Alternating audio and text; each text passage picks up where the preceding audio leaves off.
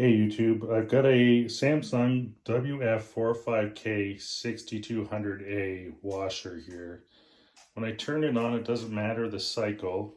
It comes up with a terrible noise. Seems like it's coming from down here at the filter, which I've cleaned out numerous times. I've done an emergency drain to get all the water out. Filter's nice and clean, reinstalled. Sometimes it'll go, other times it won't. And if it does go, it usually will come up with a 5C code, which I know is typically that the load's unbalanced. But I can't seem to get the load to unbalance now, even with like a half-size load. So if I power it on, do any sort of the ones, but I'll put it to a quick wash, and you'll hear the sound it makes.